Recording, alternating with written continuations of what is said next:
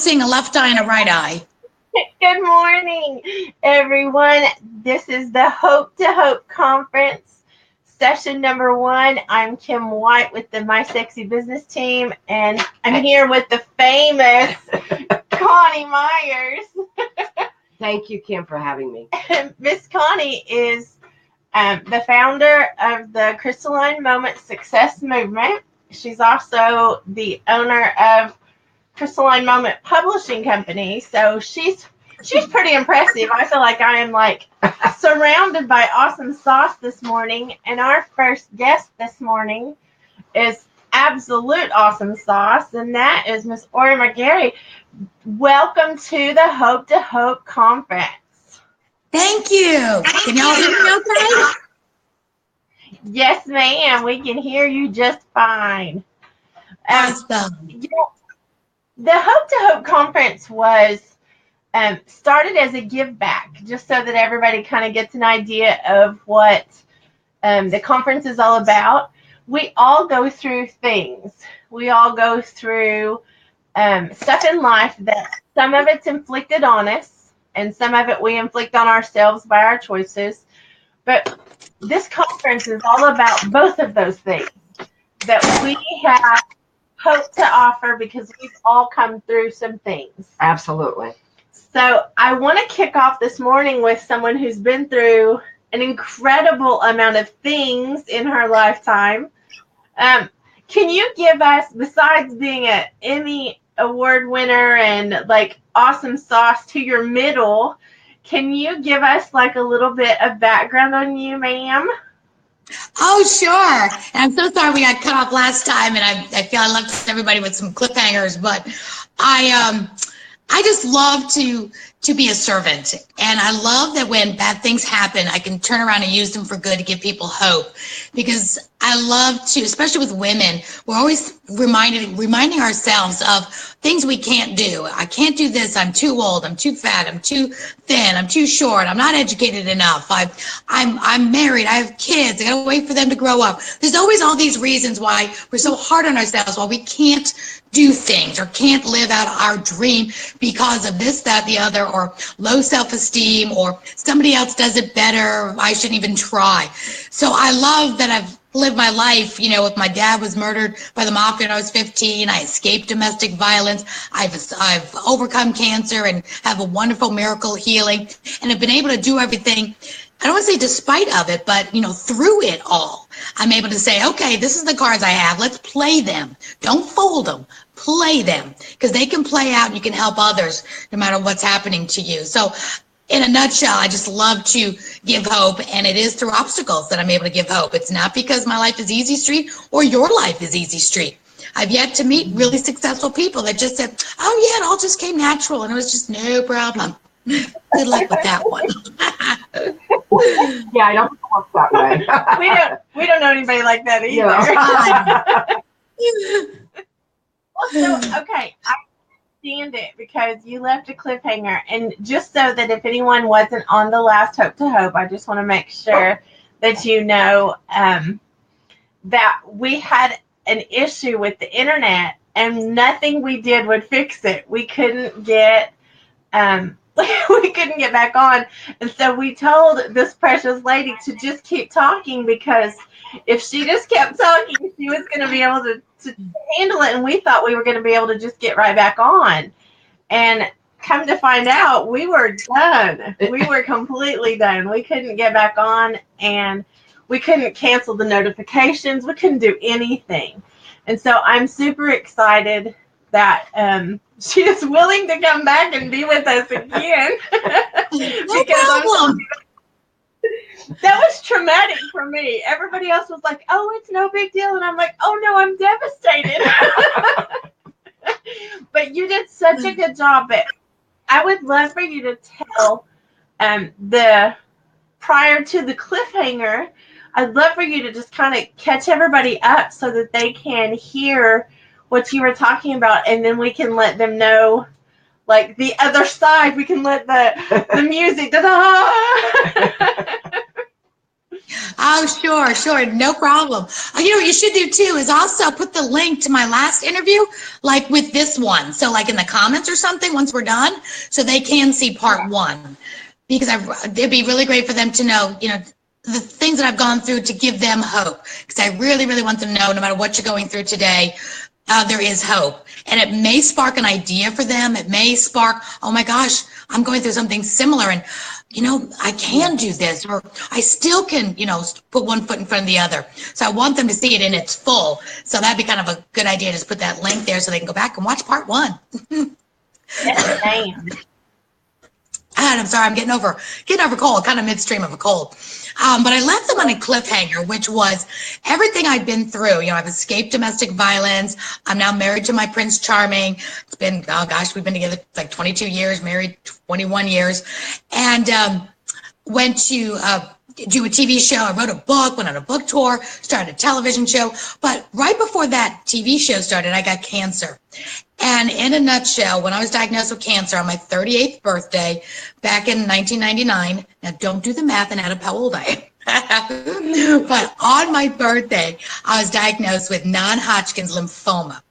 And from there, long story short, they had to go in and do exploratory surgery to see kind of, where it was, what was happening inside my chest cavity. So this is going to lead up to the cliffhanger. They removed half of both my lungs, my thymus gland where the cancer started. They removed the lining around my heart, disconnected half my diaphragm, and they removed the left thoracic nerve to my vocal cord. And they told me I'd never speak above a faint whisper ever again. That would actually be impossible because they had to remove it, not just disconnect it. But they said, although you won't be able to speak, can whisper, that's about it. Your cancer is curable and chemo will take care of it. So I prayed at that moment while tubes were coming out of my neck and out of my stomach, and I was lying there on the gurney right after surgery, and they told me that. I hadn't spoken yet, and I remember praying and hearing God's voice say, okay, Lord, you're either going to show me how to live my life without a voice, and that's okay because others have it worse. That there could be worse cards that I could be dealt, and it's all right. You're going to show me how to do it. I'm going to live this life anyway. And I was a speaker and a teacher. I did direct sales. I was driving a pink Cadillac. Now maybe you can guess what company I was in at the time, and I was doing very well, very like top 1% of companies. So I was busy teaching and speaking. That was part of my livelihood. And then I prayed, say, okay, Lord, or you can give me back my voice, and you don't need my vocal cord to do that. So I'm going to believe in a miracle, and everybody was praying for a miracle. So you're a happier person. I always tell people, if you believe in your miracle, you may not get it the way you want it. You may not get the one you want, but you're a happier person just for believing, something good's going to happen no matter what. And I'd really love this particular miracle to happen, which is my voice back. So long story short, I couldn't speak for 2 years. I barely could whisper. I talk like this. And the doctor said, that's actually pretty good. You're lucky to even have that faint whisper. Then I went into chemo, and chemo almost killed me. Threw up 18 times a day for 10 days straight. It was not a fun time. But I knew I was curable, so I bit the bullet and went through the 6 months of it. So here's the fun part. Going through that, with great attitudes. I was running my business. I was meeting new people. I made the best of it. My husband did, my family. We all have the kind of make the best of whatever card you're dealt, because you're going to meet people you never met before. There's always a good side to everything. So although it was tough, there was still good parts of it. And I still have fond memories of it, believe it or not. Met the coolest nurses, and just really, you find out who your true friends are when bad times happen. And I found out I had so many wonderful friends. They were bringing my family food. It was at a tragedy. You see just even in the news how goodness comes out of people when we have to rally together for something bad or what we think is, could be a tragedy. So after all that, I wrote my book, and I wanted to tell my story. And from the book tour, God gave me the idea to start my TV show. Okay, now here's the miracle part. I used to be in TV. I had done, soap operas. I was in musical comedy. My background is theater and dance and everything from New York City, the New York Academy of Theatrical Arts. And now I'm not a spring chicken anymore. I just went through cancer. I'm bald. I'm not a size 2. The chemo, steroid blew me up to like a size 16 at the time. So I went from a size 5 to a size 16. So nothing wrong with that, but I wasn't used to that. I had no clothes to wear because that weight gain happened in 30 days. Did not even have a chance to enjoy ice cream or pies or cake. It was just, I blew up from the steroid. So from that, God's given me this idea to start a TV show. And you can imagine the last place I was thinking I wanted to be is be seen on TV now. But I was enjoying a book tour, which threw me back onto TV for a good cause, showing people that good can come out of things. And I had a successful business during the cancer as well. So I'm going to take a break for a second, see if you have a question. Then I'm going to go into that cliffhanger. What happened next? So before I do, let me take a break, see if you ladies have a question, because I know we have a delay here. Well, I know bits of your story, and the more you tell me your story, the more amazed I am by you, because you are truly, like, you're amazing. If you've never been through any of that, you're amazing anyway. And then to know that you went through that and you still have such a great attitude, and you are doing all the things you're doing after being through all that, I think that's so much more amazing. I do. This is the first time you and I had a chance to talk, and I'm absolutely enthralled by your story. When you blew up like a balloon in 30 days, how did you feel about? You said you didn't want to be on TV, but you got the idea of being on TV, and so how did that idea come to be? That's a great question. I give all the glory to God, because so many times through my life, God has just kind of like opened up my head and given me an idea. And I've always run with it. Back in the day, a pink Cadillac was a God idea. I was being abused in domestic violence, and God gave me the idea, call out of the yellow pages and find out how to win a pink Cadillac. Okay. Didn't like women, didn't like makeup. Sounds like a perfect idea, right? And long story short, it ended up being my escape car from domestic violence. So when God speaks to me, and we all have that soft voice that we know that, oh, I need to listen to God, and may not understand it, but I ran with it. So this is one of those moments. I wrote the book. I was excited to be on TV, even though I knew that, I don't look my best. I figured I had a bigger story, a bigger purpose at that time. It wasn't I wanted to go on TV to be an actress or to have a role. It's I have a message. I was very successful business-wise during the chemo, during the cancer, even though I couldn't clock in. So it was a very big promoter on being your own boss, whether it's in direct sales or just having a business, being on the right side of the quadrant, should we say. If you've read any of the Robert Kiyosaki books, where you have a business, whatever it is, that can run when you cannot run. That's really important. So that was in my book. And then overcoming the cancer, finding it after 6 doctors said I was fine. 6 doctors misdiagnosed me and said I was perfectly fine, until finally the 7th doctor at the end of that year found it. And if I didn't pursue listening to my body, I'd be dead now from a very curable cancer, because they would have not have found it in time. So I really want that message for people to listen to your body. You know it better than anyone. If it's hurting or it's out of sync, you don't stop getting an opinion until somebody says, this is what it is. That might be nothing, but you want that. Here's what it is. It's nothing, or it is something, but not, it's probably. That's not an answer you ever want from a doctor. It's probably not, or it's probably is. Until that probably is no longer part of the sentence, you don't stop. So that was my platform. So that purpose was bigger to me than my size and my baldness. And I threw on a wig, and I threw on like a moo-moo, whatever I had to do, And it was funny. My hair came back, and that's when I started doing, I was doing the book tour. And then when my hair came back, God gave me the idea to do my own TV show, which was Live Your Legacy TV, telling good stories about good people making a difference in this world. Because when I did my book tour and I went around the country promoting my I Won't Survive, I'll Thrive book, I always was on the news, even during the holidays, after somebody had just shot up their family. Somebody had just killed a neighbor. And this is before our terrorism was really bad. This was just, domestic violence things that were always on the news. And then I'd come on, with my book and my good attitude. And I thought, there's got to be more people in this world doing good than bad people shooting up their ex-wives and their children, which was a story that was on a week before Christmas when I was on the news in Austin, Texas. And I said, there's just got to be. So God said, just go ahead and do it. So here I am, not feeling great about myself, still recovering from chemo, but feeling better, a little bit on the mends, thinking I need to do something. So my husband and I started producing a show, very small budget, just like God said, do it. We did it. I'd never produced a show before on my own. And everything kind of came in line. The theater that allowed me to use their stage, the high school production company that volunteered, to help me film. It was just amazing how it all came together. And we did 22 episodes in 1 year. And that 22nd episode won the Emmy. And here's the hope thing. I started out just two heads talking, telling good stories about good people. By the time I was done with that year, God put in my path the most amazing people. And then a 9-time Emmy-winning NBC newscaster who I met at a nonprofit gala that I had on my TV show a couple episodes back, who just fell in love with what I was doing and my story. And he said, I want to help you. I have a story for you to tell. And at that moment, I was out of money.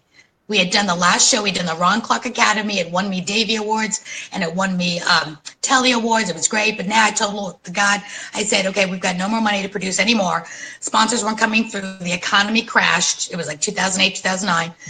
And I meet Wes Sargentson at a gala. And he goes, I have a story for you. And I'm thinking, well, that's nice. I hope you have the money too. And he didn't. It was like, but he said, and he didn't know this was a little girl dream of mine. He said, I will put you in a cage with a full-grown lion, tiger, and bear. And you have no idea how my antlers just went up a drink. I am a passionate animal lover. And to be hugged by a bear was one of my dreams. I know I'm crazy. It's okay. But it just shows whatever your dream is. If you want to go to the moon, it's okay. I know you're thinking this is a Looney Tune. But, God knew that was a dream. To have something like that come about. And then my next little girl dream is going to come true from this. So long story short, he brought me three NBC camera guys. We filmed for 11 hours straight at Noah's Ark. It cost me $500. These are cameramen that should be getting paid $20,000 a day per person. So when the right circumstances come, I'm all for it. Put one foot in front of the other. Don't worry about what it's going to cost or what it could happen or what's not going to happen. If you feel this is a God moment, run with it because God will take care of the rest. And he really did. And that was the episode that won me the Emmy Award. When I was up against, the Biggest Loser from, I think that was NBC at the time, and these big dogs, thinking, who am I? I didn't even think I get nominated. But then when I did, who am I to win? And then to go up on that stage as the winner when I was definitely the little baby fish in a huge pond. Because when it's the right vision, the right goal, God can do amazing things.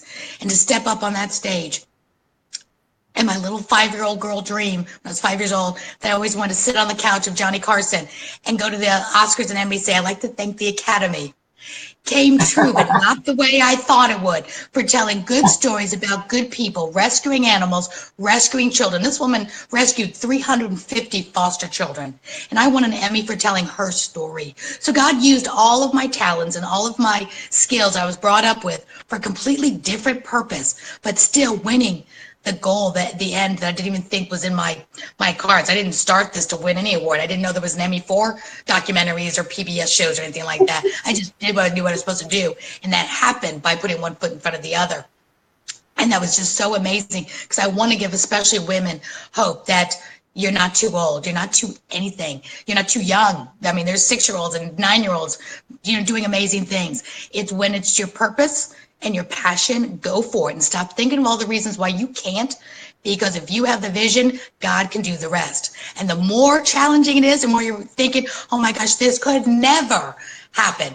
That's when you need to step out and say, oh yes, because God's going to get the glory and you're going to have a bigger impact the harder it is to do. Because why should anybody care about my Emmy? I mean, I only talk about it because it's not my Emmy, it's your Emmy, it's your awards, it's what you can do with your life. Whatever your vision is and your little girl or little boy dream is, you can have it too. Because I should not be speaking here today, should not have any award for any talk show because there's no vocal cord nerve in my throat or chest or wherever it's supposed to be.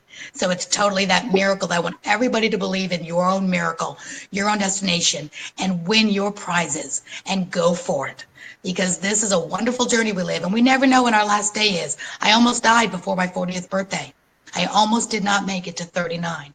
So who am I to think, oh, I'll get to that dream later, or I'll help that person later, or I'll give back to charities later. You don't know when later is.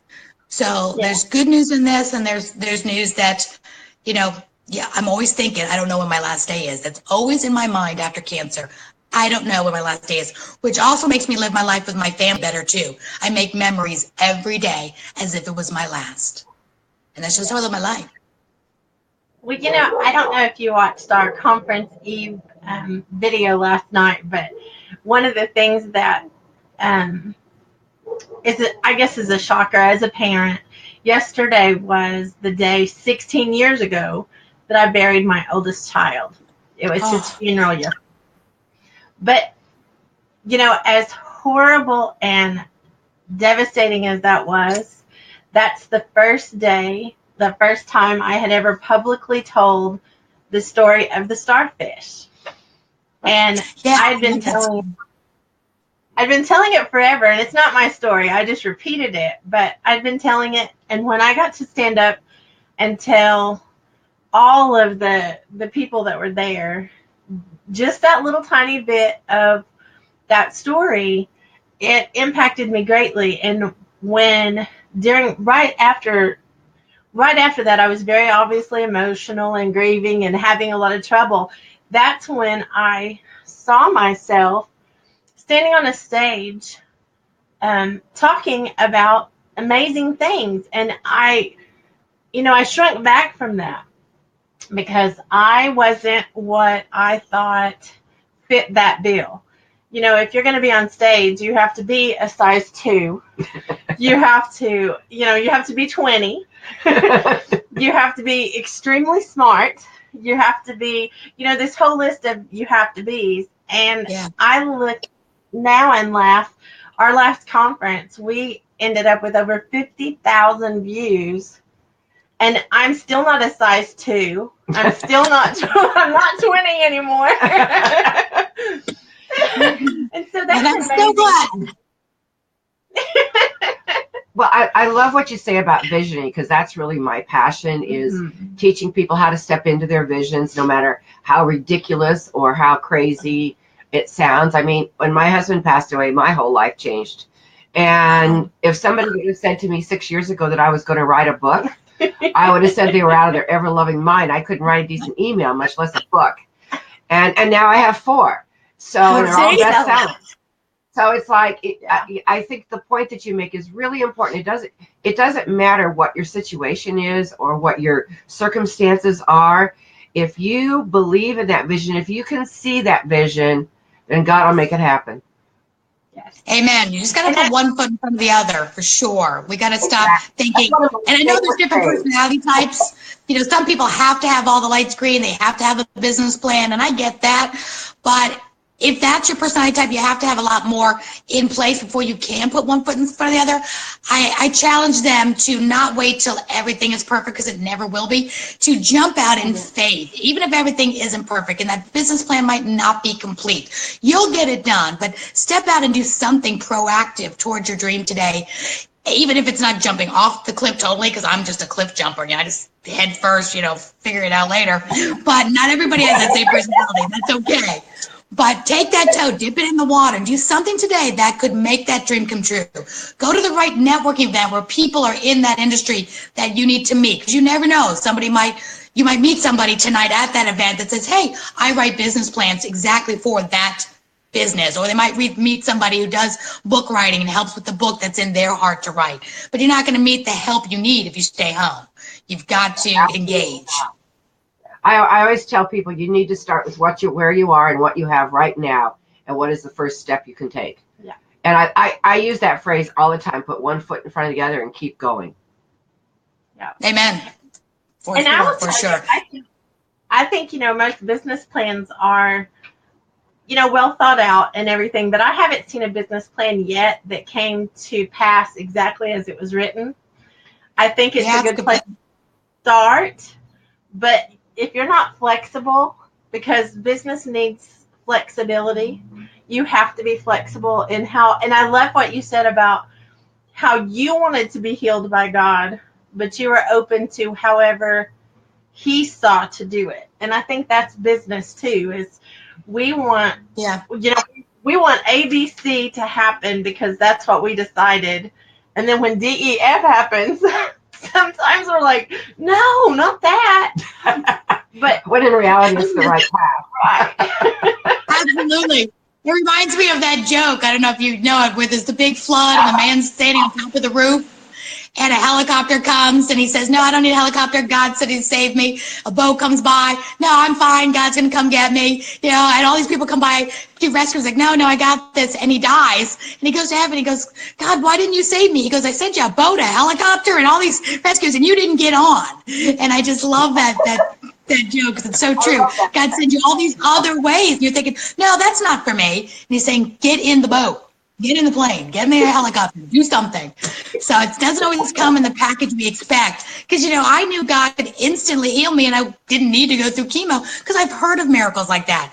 But that wasn't my path. Although I prayed for it, it wasn't. God needed me to go through the surgery, go through the chemo, go through what I need to go through for many, many reasons. And so you take whatever cards, like I said, you get dealt, and you pray for what you want, but then keep walking and keep going through what you're getting as well, because good things will happen from it that you don't even expect. And Absolutely. and I have to say, Kim, you're a hero of mine, because I always say this. I've dealt with a lot of nonprofits, like the Jesse Lewis Love Foundation, whose son, the 6-year-old boy, was killed in the Newtown, Connecticut shooting, and she started a nonprofit because she still believes there's more love and good people in this world after her 6-year-old first grader was gunned down by that maniac that day. When we would give her carte blanche to crawl in a hole and just curse God, curse the world, and say there is no good in this world, because who shoots first graders, right? I mean, this world just must be totally messed up for that. And here you are, Kim, have lost a child, because I always say there's no greater loss than losing a child. We expect to bury our parents and our grandparents, but not our children. So my hat is off to you as the strongest woman in the world for going through that and being able to turn your hand back and help others because of it, and not crawl in a hole and just grieve the rest of your life. So you are living a legacy, and living a legacy in memory too of your child. So it's just amazing to me. So my hat's off to you. Thank you, but you can't make me cry. This is just the beginning of the day. Yes, you can. Thank you, though, for saying that, because I tell you, that was the hardest thing that I've ever been through. And Sure. we were talking last night about some things that are going on, and nothing else compares to that. So I almost have a invincible attitude now of not that I will live forever, but that I can get through anything. Because once you go through, like, and whatever people have gone through, once you go through, like what you've been through, you have a sense of you can get through whatever comes your way. You know, you get tired. I will say you get tired. Sometimes you have to step back and you have to do some, self-care, as far as you have to get rest. And you have to go through the process. But at the same time, you do become a little more empowered in those situations, because you realize that, if somebody doesn't like you compared to burying your child, what does it really matter? Exactly. And I hate that. I want everybody to like me. I mean, that's how I am. But the truth is, there's a lot of people that don't like me. I'm not their flavor.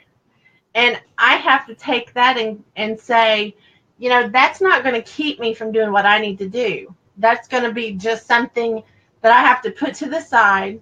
Well, nobody can live their life in the place of I'm doing this for people to like me, because you'll never please everybody. You'll never be everything to everyone. So that people have to take that, especially women, take that off the table right away, because that is the personality type. I have the same personality type. I want people to like me, so I don't like conflict. I don't like to step on toes. But we still have to realize not everybody will, and that's not even like a thought. Your purpose is greater than that, as you already know. I'm not telling you anything new. But for other people watching or listening, people will like you, and that's okay. And you won't even know the people that don't like you. Just kind of be the duck and let it roll off your back. Because it's a lot of times it's not they don't like you. They may not like something you say. So a guest you had on your show and they disagree with you. So it's not a don't like you. It's more like you offer them a piece of gum and they say, no, I don't want your gum. And, you know, they don't want what you have to offer. So I would find it probably very rare if somebody doesn't like you as a person who knows you as a person. And I say that with all people. Because people we like, you know, pretty much everybody. We take a lot not to like somebody, but we don't have to like everything they do or say or things like that. So I did that in sales too, taught my salespeople to not take rejection personally, because they're not rejecting you as a person. So what you happen to have to offer or try to sell at that day or a workshop or whatever, and that's okay. Yeah, and I love what you said about that, the not taking it personal. Can you hear us? I don't know what's going on. Can you hear me? We can hear you. I like what you said about not taking it personal.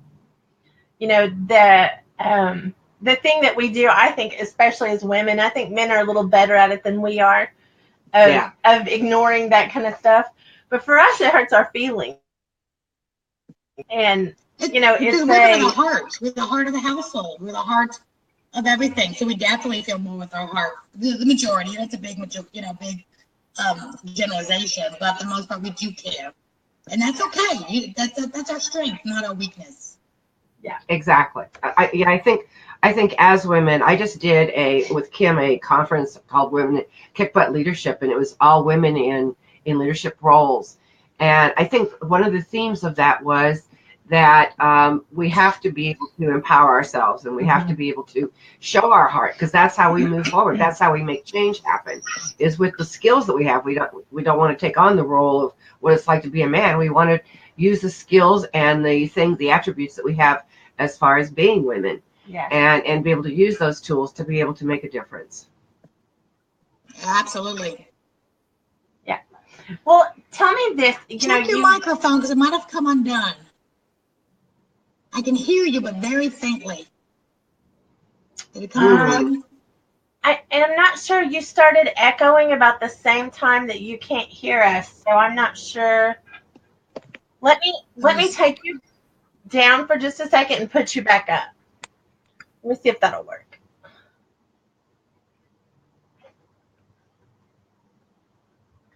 Sorry, guys that are listening. We're trying to get this right. I tell you, we have had so many technical difficulties over the course of just. But you know what? We keep showing up. Technical is not going to get us. That's right. That's right. If you don't like it, put in front of the other. Exactly. We have been so blessed, though, because we've had so many testimonies of people that have gotten on and been impacted by what we've shared. And it's such an honor to me to be able to bring such amazing speakers to the table, because I feel like every time I look through the list, I'm like, wow, I know these people. And it's such a blessing that, you know, each of you are taking time out of your day and taking time out of your busy schedules to come and spread that seed of hope, because, you know, there's a lot of people hurting. And this time of year, while a lot of people are enjoying the holidays, and there's a lot of people that are really lonely and really struggling this time of year. So I think it's such a blessing. I agree. That, you know, and for the speakers for Hope to Hope, I'm grateful, because, you know, you guys had set aside time, and then the conference couldn't happen. And then when we rescheduled it, almost everyone scheduled the first time was able to reschedule. Like, they made a point to reschedule. So I'm very blessed by that. I just want to say thank you again for, like, taking time to do this, because I think you are one incredible person. Well, thank you. You know, it takes incredible people know incredible people. So we all hang together. So thank you for doing this. And it is great you're doing Hope to Hope during the holidays, because it is the highest rate of suicide between this time of year. And it's also the highest rate of suicide for our veterans. And it's just, my heart just goes out to them and to everybody now that feels like they're alone. So if anybody's out there feeling like they're alone, you're not alone. You know, gravitate and engage with whoever these speakers are, and Kim and all of you. I don't want them just to watch this. I want them to watch and then engage, comment, reach out to all of us. Anybody that's speaking, you know, for your next couple of days, we're all reachable and connectable, and there's resources and so much we can give as value, not just, okay, you listen to this whole 3 days and that's it. If anybody really just strikes a chord, you want to reach out to any of them that you have on the line, Kim, it's really important for them to know they can. And thank God for social media, where you can reach out to anyone and in a kind way and for help or resource or to encourage and empower and be a part of. And we hope to do that and be power partners with everybody, group-wise or individually. So it's really important. I love that. Are you working on any more books? I'm working right now on my media workshops, which is my passion right now. My Aurea McGarry production that I just opened up. I'm teaching entrepreneurs how to get on TV, radio, magazines, because people have been asking me that for the last year. Ray, how do you get on so many TV shows? How do you get on so many radio shows? And it's really important for entrepreneurs and book authors, coaches, and chiropractors, and massage therapists to be the go-to person in their industry. And the way you do that is through TV, radio, magazines, all the media. So I'm teaching them how to do that in my next workshops in January. And it's on my Aurea McGarry production Facebook wall where I give media tips. So my passion right now is to help others get celebritized, to be a celebrity in their industry. And then another book will come later on. I've done a lot of collaboration books. And I'm actually in a collaboration book right now with Kim Coles from Living Color and Living Single back in the day. She's an amazing comedian, but amazing woman who teaches how to speak your story and how to speak your truth. So I'm in a collaboration book with her right now, so that's exciting. Awesome, awesome. You are absolutely changing the world, and I have come up with a different concept than the starfish, and that is there are so many people out there with buckets of starfish that they're impacting, and then we come along and we get to impact them.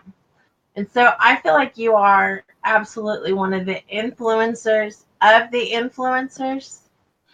You know, and it's important to show up when you are in that role. And there are more people than realize that they are in that role. You know, there's a lot of people that don't even acknowledge that because they don't understand.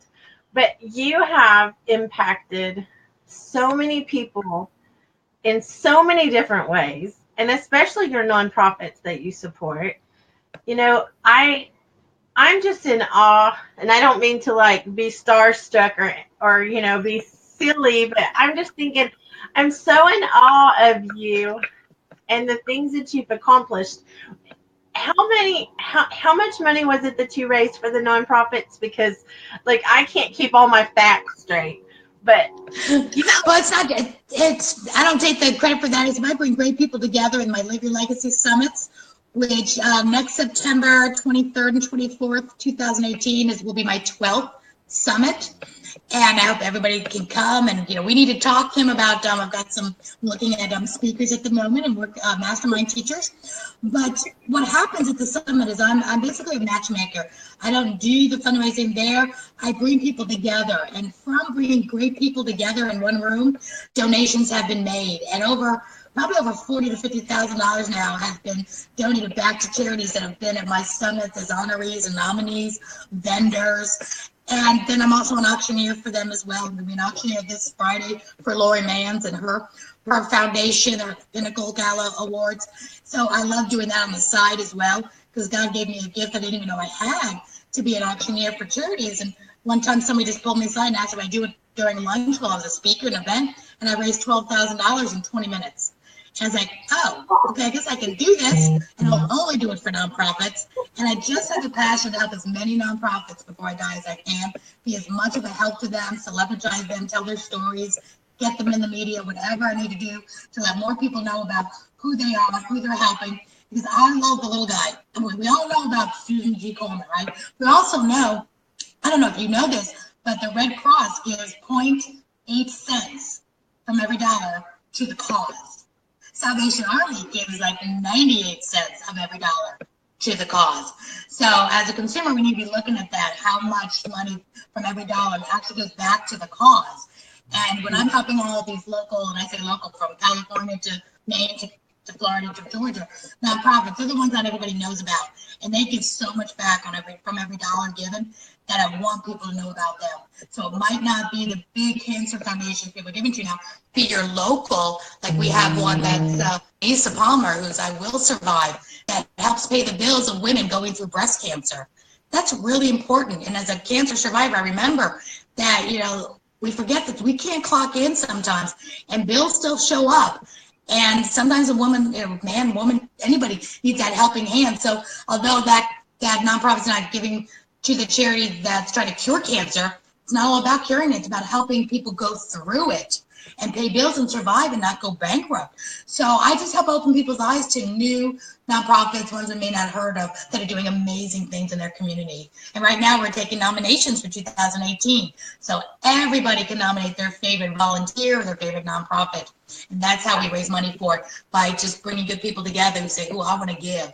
And that's what I love about it. So we're not capped out with a fundraiser. It's, let's see what God can do. And one nonprofit got an $18,000 donation from my summit. I couldn't have done that if I tried. I just brought the right people together. And matchmaking God's way.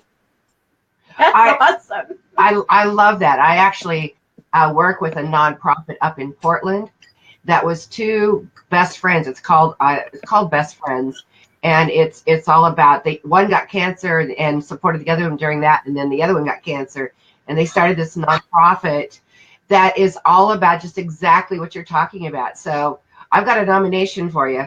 Yay! Send it in. I want to know all about them. They sound amazing. I love that. I love nonprofits that start from a really good story, because we like to tell good stories. So that's terrific. Right. Yeah, send it in. Well, tell us, like, anyone that's listening that's going through a hard time, maybe they're trying to struggle through chemo, or they've just been diagnosed with cancer, or maybe they're in a bad relationship, or any of the things that you've gone through. What would be some tips for them to not only be safe, but to be whole, to come through with a good attitude and come through with the strength, because you obviously are strong, but so are they. We forget when we're in the middle of a battle how strong we are. But what kind of tips would you give someone who is in the middle of that battle right now? Oh, that's another great question. And although we're all different and we all have different personality types, what works for me first is my faith. Now, when I was a teenager, I wasn't, like a strong Christian, but I believed in God and he was always there for me. So I felt like I was more alone when my dad was murdered by the mafia when I was 15. I didn't have that strong faith in my life. But when I was 22, I became, more closer to God and a Christian. And so now my faith is number one. Just knowing that God has the reins and God's my pilot, not my co-pilot, is number one. I cannot not imagine going through the cancer that I went through without knowing that God was in control. And if I did pass away, that I had a good life and I knew where I was going, that piece is also important, because, none of us get out of this life alive. So we have to also know that we're okay with whenever that comes, even though we're going to fight it every step of the way. And we want to have a good life. So faith is the most important. And secondly, I tell people to reach out, because when I was going through domestic violence, I felt alone. I thought at that time I was the only woman being treated like this, because they tend to take you away from family and friends and community that wasn't allowed to work for a while. And you feel very abandoned, very alone, and you don't know, how to get out. So if somebody's watching this and somebody you think is in a bad situation, and say, please reach out. Because the minute you reach out and get help, support, your life is better, because we're meant to go through this life together. We're not meant to be alone. Noah's Ark was 2 by 2 and 4 by 4. It wasn't, the animals didn't even come in by themselves. They all had a partner. So it's very important. While one is down, the other one is up. So that's what a big promoter of networking and reaching out and meeting new people, because friends mean a lot. So reach out to a friend, reach out to your pastor, reach out to your rabbi, reach out to somebody on social media that that you just need a shoulder. So shoulders are very important. So you're not alone. And just fact they're watching this, they're not alone. And if you know somebody that's going through something, let them know for us that they're not alone. Somehow, some way, reach out. Life is happier when you're with somebody. And it doesn't have to be a soulmate or a spouse. I'm talking friends. I'm talking family. I'm talking about a neighbor. Make friends. Even if you think you have no friends right now, maybe it's time to make a new friend. And that's really, really important. Because without my friends, without people around me supporting me and cheering me on during times, yeah, I'm strong, so are you, but we all have weak moments. And I have to say, I've had a BFF since I was 18, 19, that's still with me today. And I always feel my life had a good, close girlfriend, but that specific one I've had since I was 19, and that's that red hotline phone call that you just put in 911, and within a moment's notice, she's calling me, and vice versa. And you just know whatever happens, that the person's going to be with you. So if you don't have that, start reaching out and start cultivating some good relationships, because you can be a good friend and you need a good friend at all times. Absolutely. And I think when you're going through something and you're feeling alone, I have practiced going and finding someone else that felt that way to encourage them. Like I have practiced when I felt at my lowest and I wanted to isolate, because there's times we just want to pull away and put our head under the pillow and just hide. And I think when we choose to do the opposite and we go be a blessing to someone else, it brings us out too. Absolutely. I think that's really It does. good. And there is a time to pay for help too. So depending on the level, I know some people, lots of people with PTSD from whether it's a tragedy, not just, being a soldier, coming back from war, but there's tragedies now just that are happening, things are really bad, that PTSD from abuse and from whatever, that you need professional help. And there is free professional help. So don't let money stop you. With the internet, you can find anything you need with the touch of a Google. And go Google, and there's a lot of free help out there as well. So start somewhere, and know when it's time for professional help, to talk to a professional to help you out with something that you may need help with. There's no shame in reaching out for help at all. We need it, and we were created to need support and help. So reach out for it when you need it. Yes, and I think that's one of the tricks in our minds of telling us that, well, no one else would need help through this. So there's something wrong, in particular with me, when it's everyone needs help. Everyone needs to be absolutely connected, and we need that support. I'm grateful for the support. Miss Coni is one of my dearest friends, and I think she's been through stuff with me that made my life better because she was with me. It didn't change the situation, but it changed me. It helped me get through some things. And so I think, and vice versa. But I think that's important. I think it's important to surround yourself with amazing people. And that's why there's a lot of good nonprofits out there as well. Also if you need help, there's a lot of nonprofits out there that can help you in different situations, and that's why they're there. So seek out nonprofits, because there's always a helping hand out there that, again, doesn't cost. Because I know a lot of times money buys you choices. But there's been time in my life where I didn't have any. It's definitely better to have it, but there's times when I didn't. And when you have to reach out, there's, again, no shame in that either. That's why nonprofits are there, so they can help you in time of need. So no matter what your situation, there's somebody that can help you. And there's somebody there that has been there and done that too. There is no situation on earth that somebody else hasn't gone through the same thing and come out the other end. And we want you to come out the other end and not be the one that didn't make it through, because there's those who don't make it through either. So look up nonprofits, look up for help wherever you are. And then, don't go through this life alone. Cultivate good friendships too. It's very important. And keep asking. If you ask someone and you don't get help the first time. Don't give up. Don't give up. Keep asking. And I agree with what you said a while ago. We are facilitating. We're just facilitators of this conference, but we're facilitating access. This entire conference is giving access to people who have been through some things that, don't hesitate. If you're out there and you're hurting and you are stuck, don't hesitate to contact any of us. you know, we get lots of messages. I get, you know, over 1,000 messages a day usually. So don't be discouraged if I don't like respond in 30 seconds because of the volume of calls and things. But at the same time, understand that that's why we're doing this. Absolutely. We are doing this with that purpose in mind of the people that are stuck. And, you know, while we're in business to make money, all of us are, you know, business owners, or we are in it to make money. That's not our first goal. It's to serve first. No. Well, the thing of it is, when you're serving and you're serving others, you don't have to worry about the money. The money will show up. Yes. And there's a part of your life that's your business, you know, the business part, and there's your pro bono part, and then there's your volunteer, your service part. So, you know, what we do is there's all these different aspects of our life. Also, with social media is a great way too, because you're saying, you know, the phone calls and the emails. That's not always the best way to get a hold of people like you and me, you know, us, because that is so flooded. But a great way to engage with us is like on Facebook, on our, like I know I have a business page, which is Aurea McGarry Productions. You have a business page, or your sexy business, and to reach out that way, or through Twitter or Instagram, whatever your favorite social media is. All of those are under my name, Aurea McGarry. And I know you guys are using access to, and reach out, do a comment, because then when we see that, we're able to take it to the next step.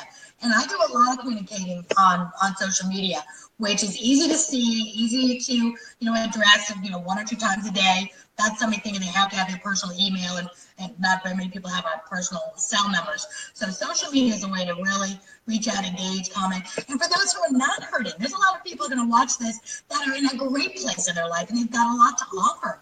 We want you to engage too. Do you have an opinion? Do you have an answer to some of these questions, or an experience, or something you want to share with us? Please do that too, because we love the ones that say, oh, hey, I've been through something like that, and you know, I had this is what helped me, and so glad you said that, Aurea, or Pam, or, you know, because I had this happen. And they're a resource for us as well. So those positive inputs we need just as much. So social media is a great networking of people. I just love it when it's used for a good cause like this, for people to reach out, be a part of it. And I know, Kim, you've got your group too, so make sure everybody here knows about the group they can join and continue these conversations after these 3 days. Yes. You're so awesome. I'm just so grateful for you. I don't know. I mean, words I'm seem grateful so. for you. Oh, thank you. I think words seem so lame right now when, like, we're in such awesome. I just think your greatness is shining through. That's what I think. You're Well, and she kept telling me about you, and now I understand why. Aw, you're so sweet. I can't wait to get to know you more too. This is the first time I'm meeting you. So I'm going to be on this and be watching for the rest couple of days as well, and see everybody's video, even if I have to watch it at midnight. I'm going to be watching them all. Well, and if you can be on 6 to 7 Central Time, which I think is 7 to 8 your time, if you can be, we're going to have the Q&A for all the speakers of the day and kind of summarize the day. So if you can be on with, yes, ma'am, I'll get you what time? It's 6 to 7 Central Time. So 7 to 8. I'll put that down. Okay, I think I can be here. Okay. I'll get you a link sent over so you can get on with this. Yeah, send me that link. Sure. Well, thank you so much for being with us. And it's such a privilege to get to know you and meet you.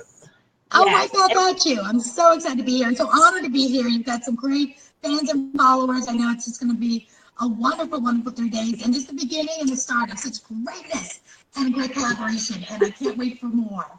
We met for a purpose, all 3 of us. You are like such the perfect kickoff to this whole conference. I hope everybody has a great day, great holidays, and I'll be back tonight. Send me the link. I look forward to it.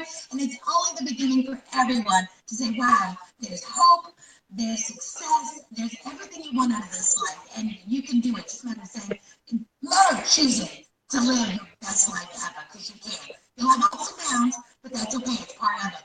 But you can have more ups when you enjoy your downtime with others and turn around and give back once you make it through the tunnel. You can do it. Love you so much. Thank you so much. You too.